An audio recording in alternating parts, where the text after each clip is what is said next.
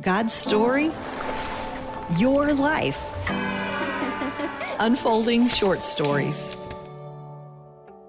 My name is Tina Zimmerman. I've always been an animal person. I grew up on a farm. I trained horses. We did wildlife rehab. I worked at a veterinary office for 25 years, and I currently train service dogs for a living. So I'm pretty used to seeing animals do amazing things on a day-to-day basis. But in 2010, my husband and I started going to Africa on short-term mission trips, just fell in love with the country, had a passion for working there. We founded an organization called Harvest Guards International, and it originally started as I would go over and train protection dogs to guard farmers from poachers, thieves, criminals, that type of thing. The program really took off. We were able to expand and do a lot of work there. But as things often happen in Africa, the projects kind of tend to turn into other things. And so we were digging wells and we were building homes for homeless people that were HIV positive. And we were spending several months a year in country, just working all day, every day, doing hard work. And so we just made it a practice that at least one time every trip, we would just take a day off. We would go to Queen Elizabeth National Park in Uganda and just spend the day in God's creation and seeing all his beautiful creatures. And there it's thousands of acres of savanna and mountains and lakes and rivers. And it's just such a beautiful place. Of course, you see elephants and you see water buffalo and hippos and crocodiles and all kinds of monkeys, but everybody wants to see lions. That's the big thing, is to see lions. And so when you go, you can actually hire a tracker there, and it costs like $20. And the tracking is a little primitive, but a few of the lions in the different prides wear tracking collars. And so one of the guides will go out and it looks like one of those old fashioned TV antennas, and they go out on a motorcycle and all these animals, and they just kind of hold that antenna above their head. And it's not like our GPS that says, oh, it's right there, but it'll say, well, in that general region, there seems to be some signal that says there's lion activity there or whatever. And so we always hired a guide because my husband just wanted to tell everybody he saw lions. We never saw a lion. We never, ever saw a lion. Every year we would hire a guide, never saw a lion. And so then in 2020, again, we had been there for several weeks working. We planned our day to go out. We hired a guide and we took off, and we had been out all day, and it had gotten pretty hot. And by the time the day gets hot, you're not going to see much of anything. But our guide got a phone call from another guide and said, hey, the tracker said there's a lion that's walking in so-and-so area. And so we headed that way, and sure enough, we got to see a lion. I mean, it was so far away, but if you really zoomed in with your camera, you could see that it was a lion. You could take pictures of it. And so my husband, Brian, was so excited, and he took all kinds of pictures of it. And when we got back, he told everybody, look, I got to see a lion. We saw a lion. And that was just the highlight of our entire trip, was that he got to see a lion, and he showed everybody his blurry pictures of the lion. But it was just cool that we finally got to see one after 10 years of searching. And so then we came back from that trip in the spring, and in the summer, he began to not feel well and went to the doctor. And unfortunately, he was diagnosed with pancreatic cancer. And he fought for a year. We prayed for a year. We believed for a year. But on November 6th of 2022, he went to be with Jesus. And I really struggled why God would have such a godly man, such a kind man, go through such a horrible disease and lose his life. And why would he take him from me? I was so angry at God, and not even sure if I believed in God, but if I did believe in God, he's a mean God and I don't like him. And I spent the last year of my life just searching for answers to why. And there aren't always answers to why. But when the first anniversary of his passing approached, I knew where I wanted to be. I knew that was going to be a really hard day. And Some of our supporters from our organization sponsored me to go back and do some work back for harvest guards in that area. So I flew back and worked for several weeks. And then I decided that on November 6th, I wanted to be at Queen Elizabeth National Park, and I was going to take a rest, and I was going to go back to that beautiful place. And I just wanted to create a new memory for November 6th, something beautiful. And so I asked God, would you just let me see a lion? It would just be so awesome to see a lion on Brian's day of going home. And I just prayed that could happen. And so November 6th, a Ugandan drove me that's very familiar with that area.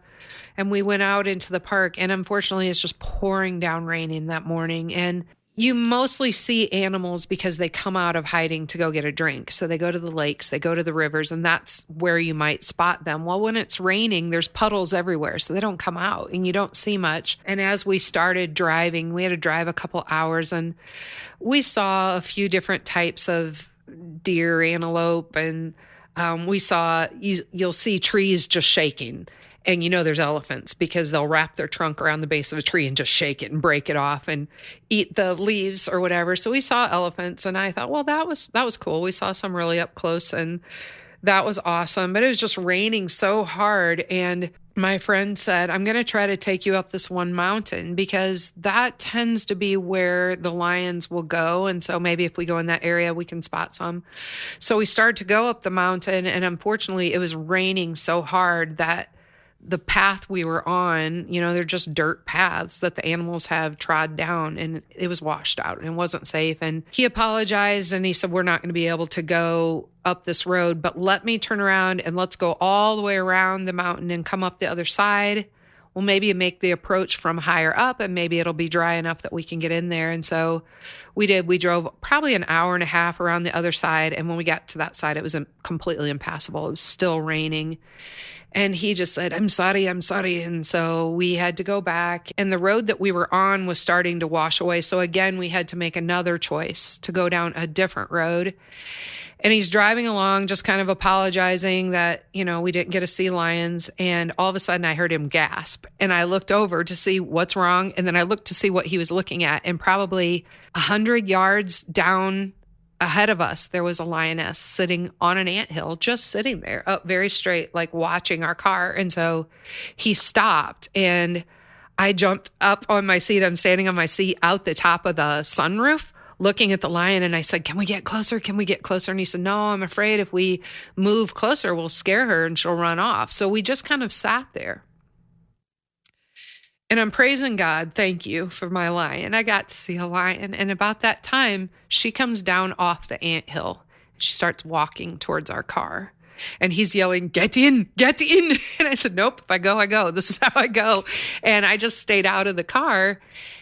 And all of a sudden, another gold head pops out of the grass, and another gold head. And there was 4 female lions that came with 2 little cubs. They came to our car, and they laid down next to our car, and not in like a predatory way. They came in the pouring rain and laid down all around our car.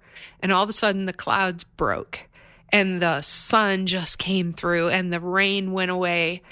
And I looked out the side, and here comes this massive male lion, and he's shaking his head. It looked like a movie, like in slow motion. He's shaking the rain out of his mane, and then he just lays down probably maybe 30 feet from our car, laid down, and he's just grooming himself so majestically.